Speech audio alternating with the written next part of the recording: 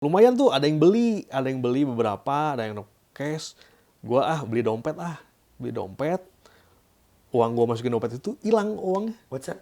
Hilang. Gila. Hilang semua. Hasil jualnya itu hilang semua.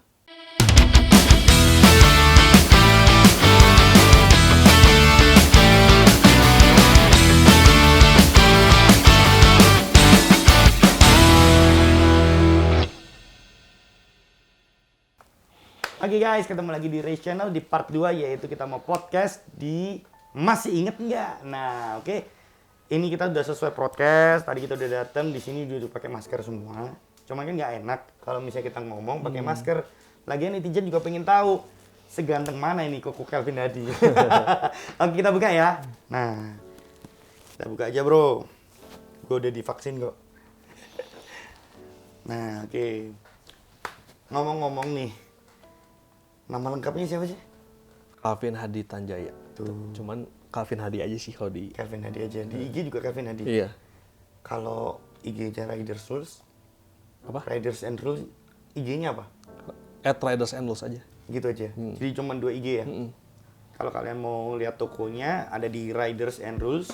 Kalau kalian kepingin lihat profil orangnya yang punya ini di Calvin Hadi. Oke. Nah, di konten kali ini kita ngomong tentang masih inget nggak? Berarti kan kita mau masa lalu nih, Vin. Iya. Kita flashback lagi, kembali lagi ke masa lalu. Awal mula masih inget nggak? Kok bisa memilih salah satu usaha ini? Kok bisa kepikiran gitu loh? Kok usaha toko helm? Awalnya... Kenapa nggak yang lain? Misalnya bengkel kayak apa? Karena Iya. gue tahu lu seneng main motor. Iya. Awalnya sih ya gara-gara main motor custom sih ya. Main motor custom, bikin Scorpio, Jeff Style, warna oranye tuh. Waktu sekitar tahun 2013, 2014 masih susah tuh nyari helm-helm klasik gitu kan. Padahal lu kepingin waktu naik motor lu punya style sendiri, Iya, bener iya, kan? iya.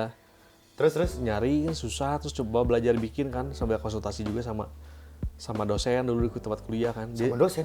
Dia anak... Emang dosen bisa buatin helm? Enggak, jadi dia anak motor juga. Oh iya? Terus dia lulusan desain produk juga kan. Wih. Jadi sambil nanya lah bikin helm tuh gimana sih gitu.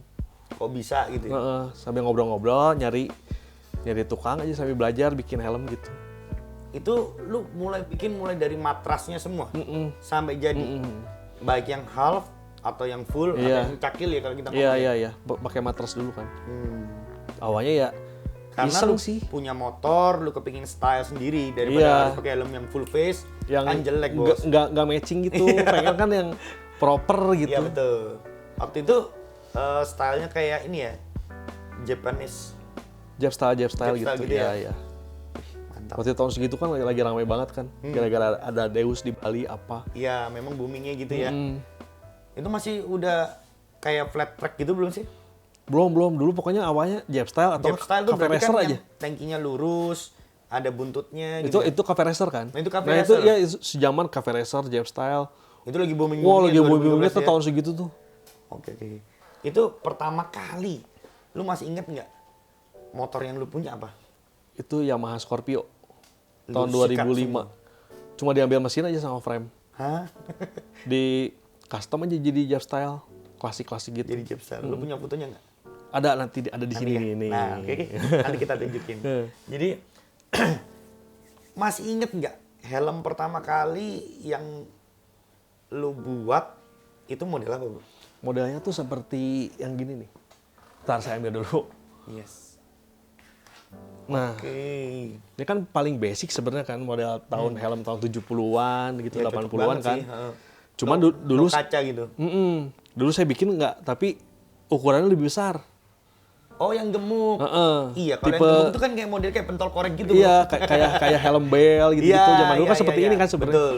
Dulu kan nyari helm seperti ini susah. Susah, Bro. Kalau mau impor juga mahal. Kan? Adapun standarnya motor-motor yang dikasih sama pabrikan tuh lain nggak sih? Ya enggak masuk ya, tetep ya? Enggak pede saya pakainya gitu.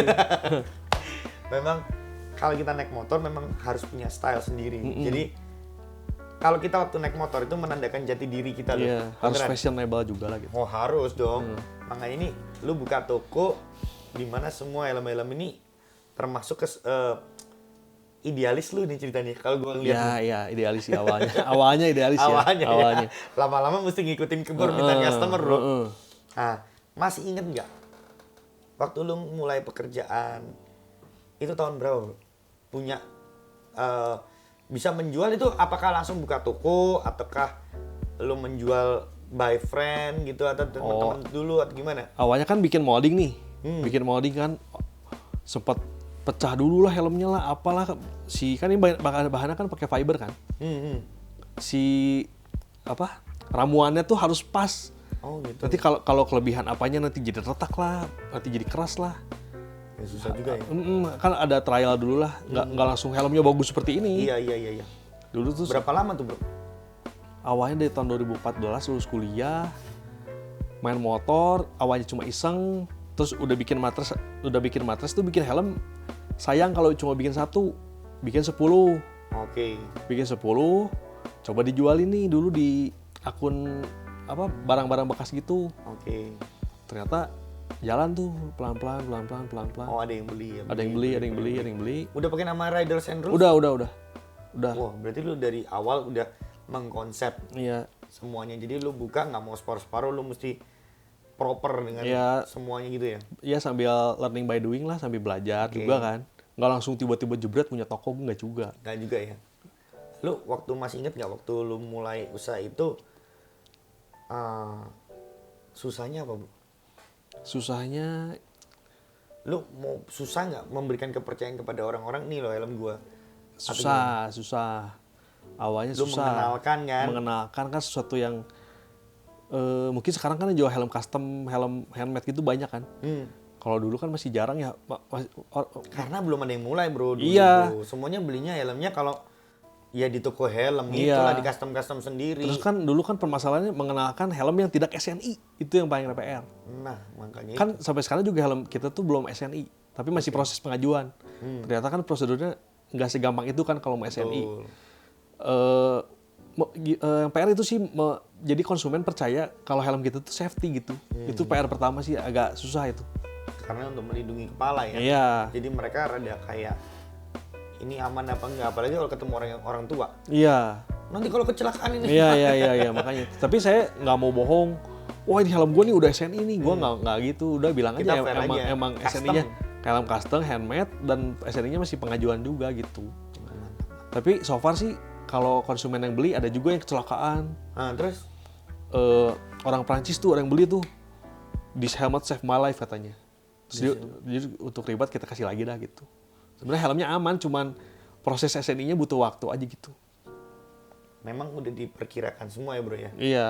Jadi mulai dari model helm sampai bahan, sampai harus kekuatan, well lah, iya. juga proper semua. Harus proper lah, kan kita jual produk itu harus yang terbaik gitu. Masih inget nggak? Lu orang tua gimana? Waktu lu mau mulai usaha seperti ini? Dulu tuh awalnya, gua kan basicnya kan... Apa nggak ada pertentangan, bro? Gua kan basicnya DKV. Oke. Desain komunikasi visual kan lulusannya. At least gue sempat lamar-lamar kerja tuh di agensi Jakarta. Oke, lu kerja di mana aja, bro? Ini paling seru. Jadi sebelum lu sukses tuh biar tahu lu pernah kerja di mana. Kayak gue nih ya, gue pernah jadi salesnya bank, bro. Pernah jadi salesnya kayak asuransi jiwa. Gue pernah jadi supervisor di Sogo, bro. Sorry ya, gue nyebut nih. Beneran, kalau lu gimana, bro? Pokoknya dari lulus kuliah, gue sempet ngeplay itu ke job fair gitu. Job fair, ya. Pakai kemeja putih, masukin CV gitu kan. Gak pantas modelan gue. Gak ada yang nerima. Gak ada yang nerima? Gak ada. Gue masukin agensi gitu, ngemail gak ada yang nerima. Sampai akhirnya gue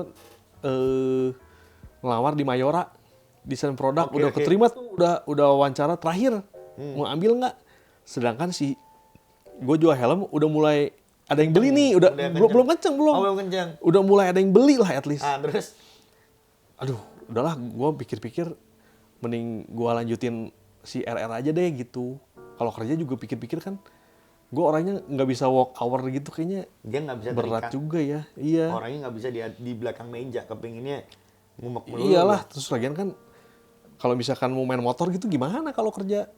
Gimana coba? Masih bingung mikirin kan? main motor, Iya kan? Bingung. Lu gak mikirin kerja lu gimana. Iya. Nah, terus akhirnya terus menurut gue kayak ya waktu lebih penting lah. Nanti kan gue berkeluarga apa kan kalau misalkan kerja kantor nggak salah menurut gue, cuman kalau misalkan gue mending berdarah-darah di awal bikin brand gitu. Gue sih mikirnya dari awalnya gitu sih. ya akhirnya waktu lu tolak itu Mayora atau gimana? Akhirnya dengan berat hati ya gue tolak. Gila.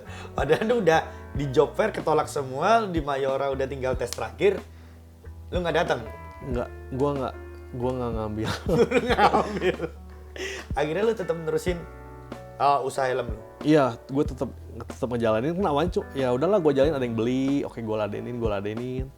Terus lama-lama dipikir-pikir kalau lebih enak kerja. Kembali lagi. Iya kah? Lebih enak kerja lah. Lu gaji bulanan kan udah Iya pasti. udah pasti. Lu udah istilahnya udah nggak mikir. Iya kan? Bulan ini gue bisa makan apa enggak? Ya kan? Gue nggak mikir sampai ke sana. Dulu gue mikir, kalau misalkan bulan ini gue laku 5 helm, bulan depan ada yang beli nggak ya gitu kan? Oke terus. Terus ya udah, kalau orang tua sih Ya, orang tua lu support aja sih. Support aja. Iya, mereka Berarti percaya sih. tipikal orang tua lu tuh tipikal orang tua yang istilahnya membebaskan anaknya Iya untuk sih. berkarya, untuk memilih apa aja yang lu mau. Iya. Asal itu tetap di jalur yang benar. Iya. Gitu. Oh gila. Terus masih inget gak bro? Helm lu ini akhirnya bisa mendapatkan pengakuan tuh kapan? Dalam artian gini, semua orang tuh akhirnya mengenal Riders and Rules. Masih inget nggak? Awalnya gara-gara gue mikir, terus dikasih tahu juga kan, gue sambil konsultasi juga kan sama yang punya brand apa. Si keuntungannya tuh jangan dipakai buat misalkan dapat cuan segini, lu pakai lagi nggak? Gue cuannya gue puterin lagi buat pakai event, buat produksi lagi, buat event lagi gitu terus. Jadi awalnya kan masih belum bisa ngerasain cuannya lah gitu ya? Wah nggak lah, setahun pertama mah apalagi. Udah hajar terus itu ya? Hajar terus, nggak ada uangnya lah itu mah. Dan lu waktu modal pertama itu dari orang tua atau lu punya duit sendiri atau gimana bro? Gue awalnya juga kan nggak yang modal kencang kan, gue juga nggak tahu nih bisnis jalan atau enggak kan. Betul. Gue dari tabungan gue tabungan dulu gue sempat ini ngumpulin uang dari videographer wedding, gue sempet. Oh sempet. Gue juga sempet IO bro, event organizer dulu. Kalau boleh tahu nih bro, berapa yang lu spend untuk usaha awal? Iya. Dulu gue inget uang gue 20 juta. 20 juta? Pokoknya tinggal sampai 1 juta aja. Terakhir itu gue buat ikut pameran barbecue ride. Oke, tahun event pertama 2015. Wah, bisa ceritain nggak? Masih inget nggak apa yang terjadi waktu event itu? Akhirnya lu udah bisa mengenalkan produk lu inilah. Pertama ya itu waktu di event barbecue ride itu gue belum punya uang buat bikin booth. Oke. Nggak ada uang lah. Terus Padat banget berarti ya? Iya, gue cuma pakai tenda di tempat parkir motor itu juga di bawah pohon. Oh, iya. Yang kena hujan udah bubar itu. Terus lagi event itu juga kan gue kayak cuma naruh helm di kursi tinggi gitu, ada cewek pakai motor nggak keren, nabrak tuh helm jatuh. Ampun, terus iya, dibeli apa jadi mau dibeli. Itu ya untung juga sih sebenarnya.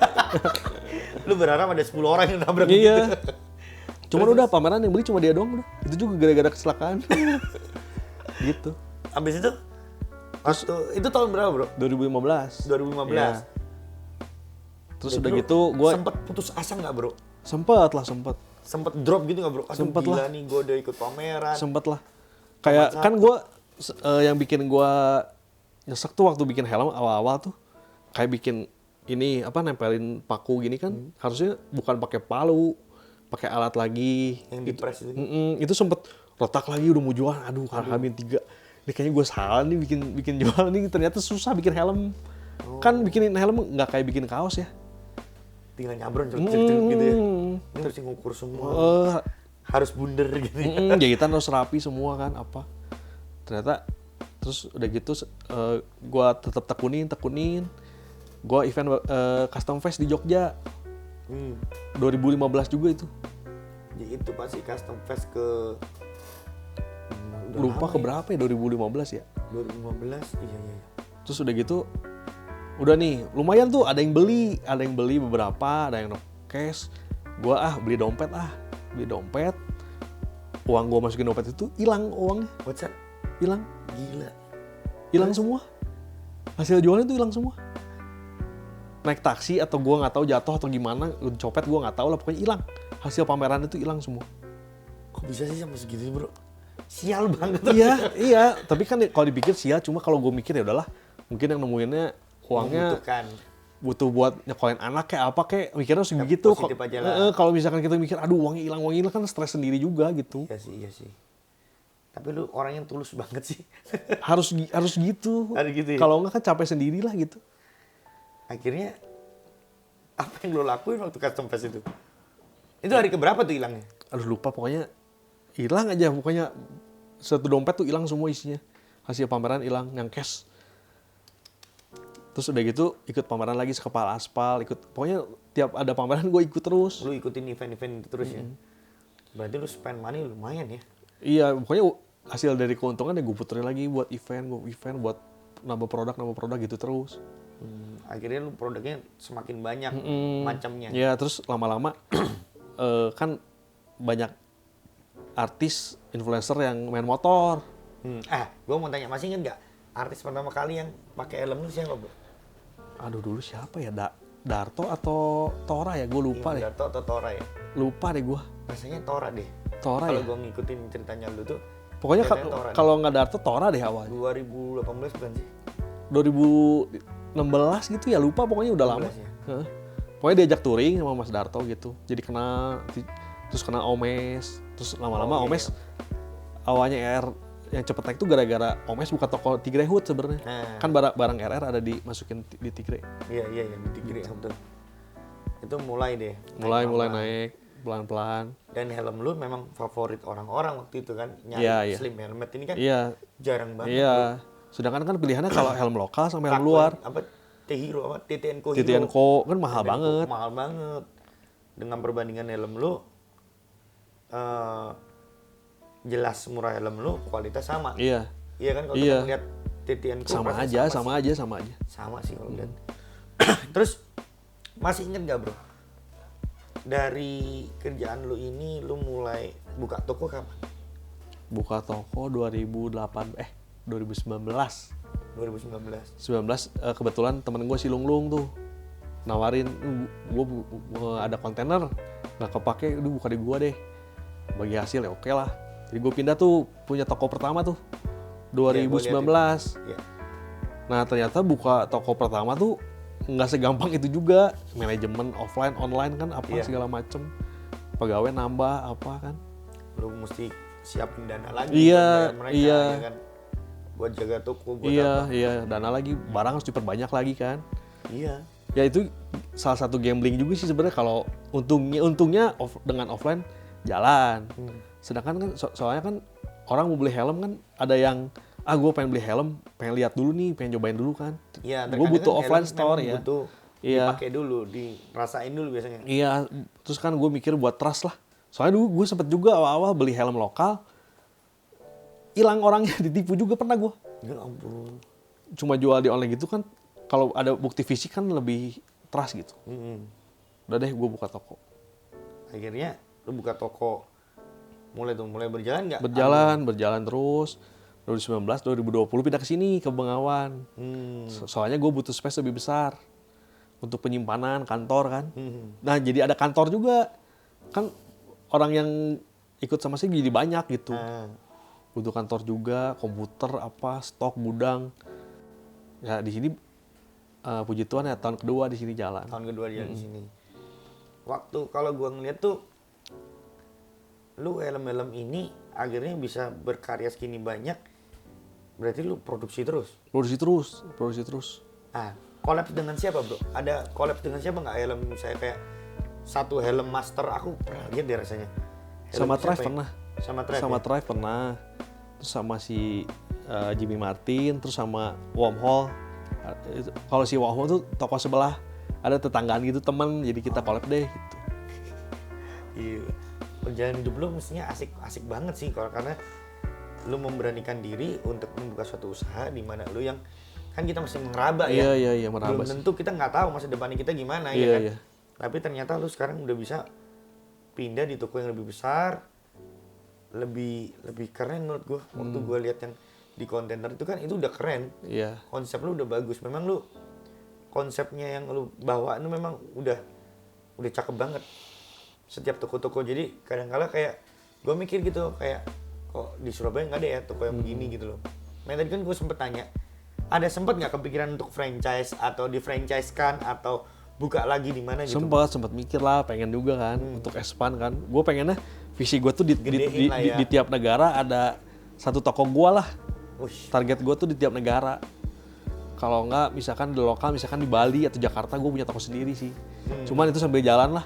Itu target lu kira-kira kalau misalnya pandemik ini mulai sedikit berkurang, kita ngomong berakhir sih nggak tahu bro, Nggak tahu kapan. Iya kan, cuman kita ngomong sedikit berkurang, lu ada nggak pikiran untuk pengen expand kemana gitu? Pengen sih, pengen. Dulu sempet lagi tuh ada helm RR juga di Malaysia juga sempet ada. Cuman kalau birokrasi antar negara gitu harus naruh orang di sana, susah lah. Kepercayaan sama orang luar kan bingung juga kan. Soalnya sempet juga gue ikut pameran nih, Art of Speed. Ya, Gue bawa helm. Gue pernah lihat itu Iya, di Malaysia kan. Di Kuala Lumpur. Gue bawa helm. Itu lu bawa di koper sendiri gitu? Nggak dikirim pakai kargo. Dikirim pakai kargo. Sisa pameran kan ada tuh beberapa piece helm kan. Iya. 10 atau berapa helm lah gue lupa. Gue titip di toko, oh bro taruh di toko gue aja. Oh ya udah, gue taruh. Hilang uangnya, orangnya hilang. Anjir. Masa sih bro? Iya. Tapi di situ gue belajar, oh ternyata jangan cepat percaya sama orang. Terus kalau misalkan ada yang seperti itu, mending wholesale, beli putus, lebih baik daripada consignment. Iya bener gitu sih. Belajar lah Apalagi intinya. lu antar negara bro, sulit Iya, banget. makanya nyari orangnya juga susah kan, gimana caranya. Iya. Cuman ya udahlah, gue sih mikirnya belajar lah. Kayak kuliah bayar gitu ya, itu kuliah gua gitu. Tapi gak gitu juga. Nah, kalau kita ngomong, sekarang kalau gue lihat toko lu, ada sarung tangan, apa. Ini juga lu produk sendiri? Produk sendiri semua. Sarung tangan sih gue bikin sendiri juga. Bikin sendiri juga semua ya? Nah, desain ini Awalnya tuh gue kan jual helm. Ternyata kebutuhan orang untuk naik motor tuh bukan cuma helm, ada sarung tangan, jaket. ya apparel ya. Apparelnya orang butuh juga yang maksudnya senada semua, klasik gitu kan. Satu style gitu ya. Jadi orang juga kalau ngelihat kita naik motor tuh Keren gitu. Gua nggak mau image gua kan dulu kan bikers nih, motor banget gitu. Nah gua nggak mau kayak gitu. Gua Iya. pengennya visi gua tuh orang yang naik motor dengan orang yang naik motor BMW fashionnya sama gitu. Oke. Gue sih menyongsong naik motor tuh nggak harus pakai boots gitu. Iya betul. Nggak harus pakai rompi. Pokoknya yang atribut motor banget pakai ribet Rantai. gitu ya. Enggak. Gua nggak mau seperti itu. Iya. Awalnya sih gitu sih. Nah, masih inget nggak nih? Gue mau tanya lagi. Terus pencapaian apa yang udah lu berikan kepada keluarga lu, ke orang tua? Kira-kira apa? Untuk sampai detik ini lu udah bisa apa ya? Ya pencapaian gitu. Iya, pencapaian memberikan apa sesuatu. Kalau gue sih pencapaian sebetulnya kan kalau buat orang tua yang nggak ada habisnya juga ya. Kalau ngomong gitu bingung juga. Gue ngasih apa juga kayaknya nggak akan pernah cukup gitu. Cuma at least Lu udah bisa membuktikan apa kepada orang tua? gue nggak jadi beban keluarga tuh, itu udah nomor 1. Masuk. Udah nggak jadi beban keluarga. Kedua, at least meskipun belum bisa ngasih banyak, ya udah nggak nanggung lagi lah gue, udah keluar rumah kan, udah Iya. married segala macam, udah sendiri gitu. Soalnya kan kalau misalkan gue ngebayangin nanti gue punya anak nih. Kalau misalkan anak gue narkobaan gitu gimana, pusing juga kan. Iyalah, heeh. At least gue nggak seperti itu gitu. Iya. Soalnya kan kalau ngasih ke orang tua juga kayaknya nggak akan pernah cukup gitu. Gue utang budi sama orang tua mah gede banget lah gitu, udah dibantu. Iya, udah support dari kecil semua, gitu iyalah. Nah, kalau pencapaian yang udah lu capai untuk keluarga itu setidaknya tidak memberatkan keluarga lagi. Lu udah bisa kerja sendiri, lu udah bisa punya usaha sendiri, bener Iya, kan? Kayak iya. gitu kan. Nah, kalau kita ngomong mengenai, lu kan baru married nih. Waktu istri lu ketemu lu gimana? Waktu, wah ini kerjain ini gitu gimana? Karena kan gini, karena kita ngomong secara realita aja. Terkadang cewek tuh ada yang berpikir, wah kepingin ini punya suami pengusaha apa. Iya. Sedangkan kayak kita gini kan gimana? Ayo gitu. Supaya ini para netizen mungkin tahu nih kerjaan kayak gini biar tahu cara penanggulangannya gimana gitu, Bro. Ya tapi, nah kalau bini gue tuh itu gue kenalnya dari kecil, teman kecil gue. Iya, gua ngeliatin sih di IG story lu gitu loh. Temen kecil mulai gua. dari fotonya istri lu yang kecil gini sama lu satu sekolah ya kan. Iya. Ya itu gimana, Bro? Jadi udah tahu karakter lu. Udah tahu karakter gua, terus gua juga nggak yang aneh-aneh, maksudnya nggak yang tadi gue bilang nggak narkoba, nggak mencewek apalah. Cuman kan at least gue punya tanggung jawab. Cowok kan yang paling dilihat mah tanggung jawab lah. Iya. Selain uang juga lah, lu at least Tapi punya tanggung jawab dulu, nanti bakal punya uang duit. mengikutin, Pasti ngikutin gitu. kan. Kalau misalkan kalau dari gue curhat sama bini gue sih, sebenarnya yang lebih kaya dari gue juga banyak yang deketin lah gitu kan. Cuma udah kata dia buat apa juga kalau orangnya nggak tanggung jawab kan, nggak bisa megang uang ya habis juga lama-lama kan. Iya betul sih, Bro. Gitu, terus ya gitulah, seru lah sama teman dari kecil gitu. Iya. Aku cukup ngelihat cerita-cerita lu, aduh, lucu juga nih anak gitu. Iya. Terus kalau misalkan masalah kerjaan mah, dia juga kan bukan kerja kantoran lah gitu. Jadi dia mengerti juga. Terus menurut gue sih yang sevisi sama dia juga kerja tuh nggak harus jam kantor lah gitu. Satu frekuensi berarti Iya sama kan? lu ya. Satu frekuensi Iya, jadinya. satu frekuensi banget. Jadi lu memang ditemukan sama pasangan yang bisa ngerti lifestyle lu gimana. Iya. Harus dia juga mau nggak mau harus mengerti lah. Gue kerjaan dari motor ya gue juga harus main motor gitu. Betul. Kan nggak bisa gue cuma udah aja jual engko jualan helm gitu kan, punya toko gitu kan nggak Iya, bisa. iya, Gue iya, emang gue suka motor juga ya. Kebetulan kerja sama hobi gue sama. Sama, Bro. Dan dia harus sama. mengerti aja sih sebenarnya. Sama dengan istri gue juga begitu. Jadi dia tahu kalau suaminya ini bengkel, ya kita mesti punya suatu kegiatan, motoran apa. Kenal sana sini kan, Iya. harus link kan, Betul. Mantap gitu. banget. Kalau kalian pengen tahu tokonya harus datang ke sini, biar kalian bisa ngeliat nih Riders and Rules jualannya apa aja. Karena kalau kita ngomong koleksinya dia juga banyak. Lu koleksi motor-motor kecil gitu ada berapa, Bro? Masih dikit sih, ya 20 Banyak itu, coy. motor ada lah. Itu satu berapa? Terus coy? gue koleksi juga mobil-mobilan apa sih, Tomica, Hot Wheels gitu, Hot banyak Wheels. banget itu. Gue hampir satu ruangan kan di Sama, rumah. Bro. Kalau satu ruangan Gak ada gua habis, kalah. gak ada habisnya kan. Lu juga pernah beli kan ke gue? Iya. Iya, makanya itu itu gue kumpulin yang Moon Ice, yang apa. Karena gue sama anak gue juga koleksi bareng. Cuman dia tahu kalau koleksinya papanya nggak boleh dibuka. Iya kan? iya Kalau itu iya. yang aku beliin ini buka. Iya, itu sebagian gue juga sebelum RR buka tuh gue sempet jualan Tomica itu. Oh gitu. Ya buat nama-nama jajan lah gitu. Jadi gue beli Tomica dobelnya gue jual gitu. Tapi memang lu dari awal, dari kecil atau dari mana, insting bisnis lu memang udah kerja sendiri rasanya, Bro. Udah dulu sih waktu sekolah pernah jual keripik tuh dulu, Maici. Lu boleh sebut merek sih? Nggak boleh kan? Boleh, nggak apa-apa. Lu sempet Kali-kali di endorse. Ya, terus. PO Maici gitu kan, dulu susah tuh. Wah, gue jual sampai satu ruangan tuh keripik semua. Oh iya? Gue sih seneng ya, maksudnya seneng jualan ya. Enak gitu. Jiwa bisnis lu gede. Jadi bukan tipikal jiwa kerja sama orang. Iya. Iya kan? Lu lebih baik lu survive dengan diri lu meskipun keadaannya seperti itu gitu Iya. kan, ya kan? Terus gue sempet mikir juga ya waktu corona awal-awal kan jualan turun lah atau apa. Kata gue mending enak kerja kantoran ya, tetap digaji gitu kan. Kalau jualan gini Salah, kan bos, tambah ngeri kerja kantoran dipecat. iya itu juga. Sebenarnya plus minus lah. Iya sih. Temen gue juga ya kerja juga jadi kaya juga ada juga gitu, udah sama-sama lah. Cuma gue memilih untuk bisnis ya untuk waktu sih yang nggak bisa gue Biar lu beli. punya waktu lebih banyak. Waktu buat main lebih banyak, ya kan? Iya benar. Itu sih. Yang gue alamin juga begitu. Jadi kayak kerja sendiri gue bisa keluar. Iya, nggak kewatok Gue jam melakukan kantor. road trip ini ya kan. Dan ya begini nih. Iya, terus jadi bisa ke minggu depan kembali gitu, cabut gitu. Bener guys, itu kalau kita lihat, yang sekali lagi saya ngomong setiap podcast, kalau kerja hobi tidak akan bisa membuat kamu kaya raya, tapi bisa membuat kamu bahagia. Iya, Bener betul. nggak? Bener nggak? Iya betul. Iya kan? Mau ngumpulin Apa yang uang gua- sampai iya, sebanyak bro. apa juga lah. Kalau lu mau kaya raya, lu jadi pengusaha. Jadi pengusaha tapi waktu lu nggak ada. Nah itu baru ya benar. Bener nggak? Bahagia lu mungkin kurang. Lu bahagia seketika lu spend money.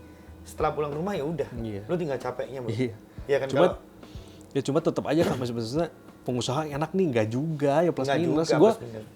kalau misalkan orang kerja kantoran sampai Jumat udah beres pulang, udah weekend, udah hahihi, udah kan. Kalau gue kan Sabtu Minggu tetap, aduh PR kerjaan kepikiran, gue harus mikir ide apa lagi kan. Harus apa lagi itu, gue kepikiran 24 jam itu. Sih. Iya kan, plus minus lebih lah. Ringan, lebih ringan lah, iya. Lebih ringan. Soalnya Plus minus apa? lah. Seketika kita bosan, udah biarin ntar aja. Gitu. Iya. Tapi kalau kita kerja sama perusahaan atau gimana, deadline bos. Deadline, ya. Iya kan, kita deadline. Dituntut Kalau lebih lah. kita kerja sendiri bukan kita nggak punya deadline, cuman kita punya deadline, tapi kita lebih fleksibel. Iya, lebih fleksibel. Cuman ya itulah. Kalau gue tipe orangnya kepikiran nih, gue harus ide apa lagi.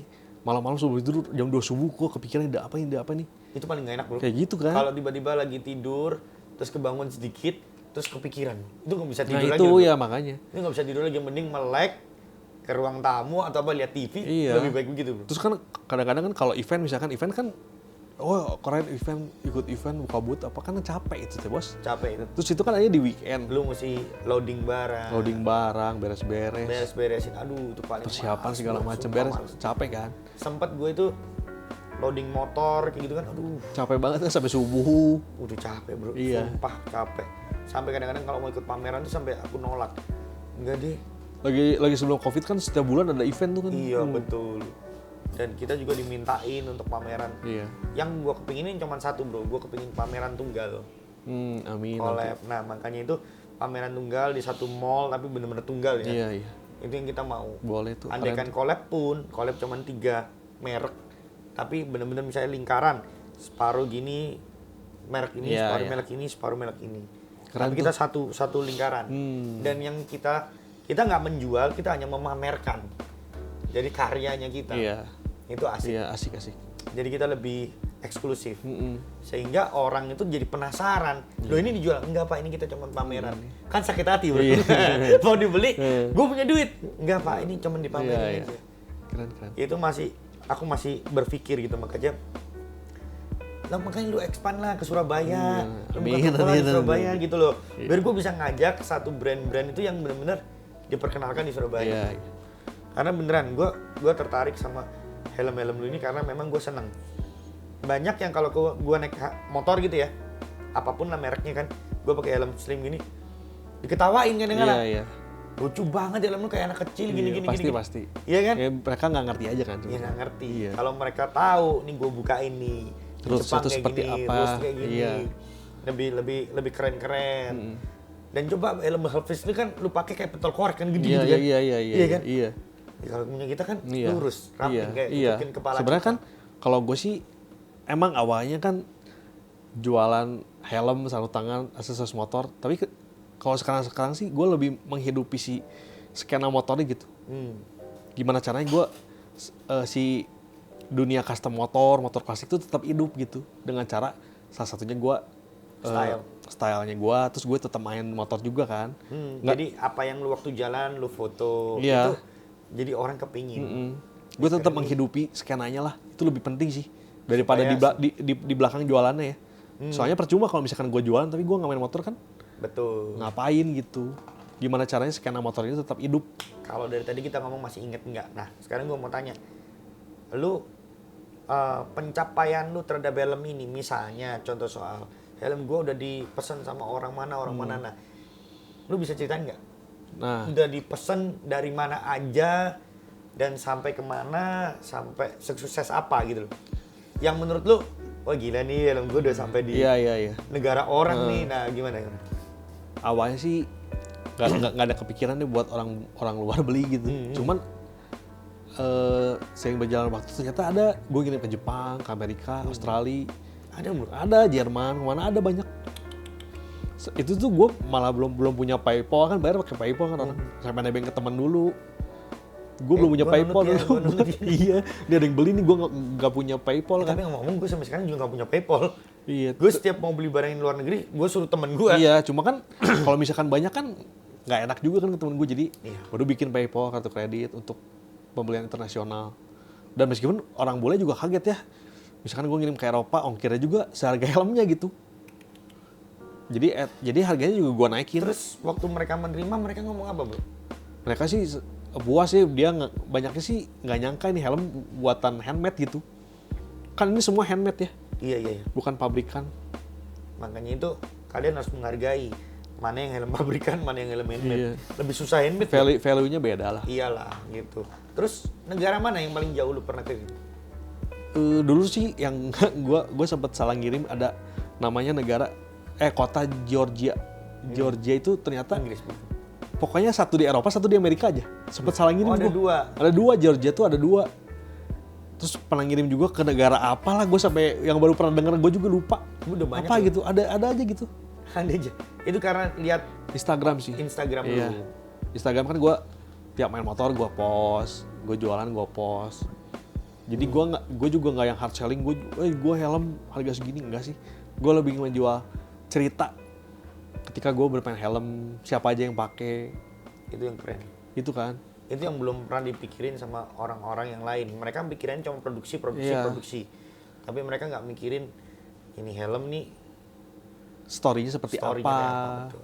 Kalau dipakai misalkan pakai motor trail di pantai seperti apa looknya, kan itu kan anjing keren banget gitu. Nah itu gue jual story-nya seperti itu sih, soft selling gitu. supaya lu memberikan edukasi buat orang-orang yang beli itu kalau misalnya lu pakai helm tuh ada stylenya sendiri. Iya, lu pakai helm RR keren lah gitu. Iya, cakep. Itu yang bikin beda sama helm pabrikan sebenarnya. Cakep. Gitu. Kalau kedepannya lu kepengin apa nih untuk helm sendiri? Kedepannya sih Untuk RR sendiri ini lu mau bawanya gimana? satu sih helm, kalau helm kan di sini regulasi ya SNI, semoga cepat Semoga cepat. keluar. Amin. Terus kedua gue punya toko di masing-masing negara lah, satu Negara, toko satu. gitu. Satu aja gitu ya. Satu aja gitu.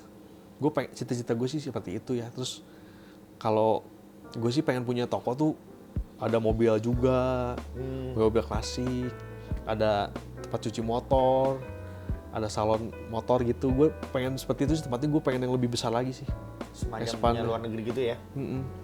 Kayak ada mobilnya, ada motor. Iya, motor-motor klasik, mobil klasik gitu kan. Jadi orang yang datang ke toko gue tuh seperti destinasi wisata gitu. Gue sih cita-cita seperti itu sih. Semacam kayak Boys Carriage gitu ya. Icon.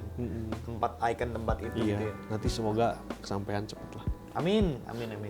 Thank you banget. Gue udah bisa ngobrol sama lu. Udah ngomong panjang lebar. Kalian juga bisa tahu siapakah Kelvin Hadi ini dan bagaimana dia sepak terjangnya mulai dari awal. Jadi buat kalian yang mau mulai usaha dari awal, jangan takut dulu ya. Iya, Lebih jangan baik takut. mimpi dulu ya. Ngimpi dulu, at least kalau udah ngimpi kan udah kebayang tuh. Betul. Ibarat tuh, Kita mau ngapain, Iya, kita bakalan kayak apa. Ya ibarat kalau udah ada ngimpi kan lu udah tahu tuh gue mau ngegolin ke situ.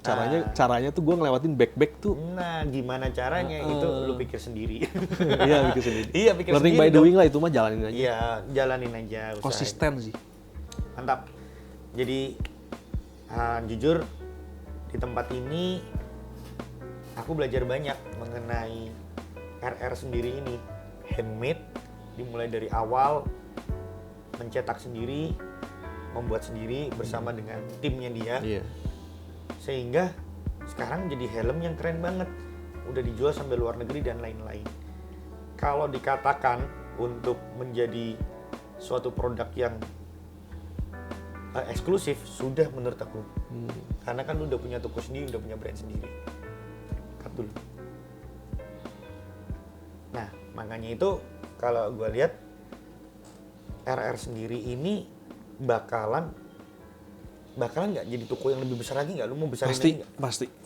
Pasti. Iya pasti. Jadi lu udah mateng nih. Ya mateng lah, harus. Mateng. Soalnya kalau misalkan cepat puas juga nggak boleh ya. Nah, ini yang gue mau cari omongannya. Iya kan? Dia ternyata puasnya nggak sampai di sini aja. Gitu. Jadi kalau gue sih punya prinsip, lu harus lihat ke atas, lu harus lihat ke bawah. Lu lihat ke atas buat nggak cepet puas, lu lihat ke bawah buat bersyukur gitu. Keren banget. Ya, semakin banyak. Jadi buat kalian mau mengenal RR lebih jauh atau mengenal Kelvin Hadinya sebagai owner lebih jauh, langsung aja lihat di IG-nya, ya nggak? Nanti bisa kalian pelajari dan juga kalau mau pesan aja di RR. Boleh langsung. Iya bener ya, bisa langsung. Oke, jangan lupa untuk subscribe, komen, like, dan juga klik lonceng. Saya Raymond dan Kelvin. mundur diri. Bye.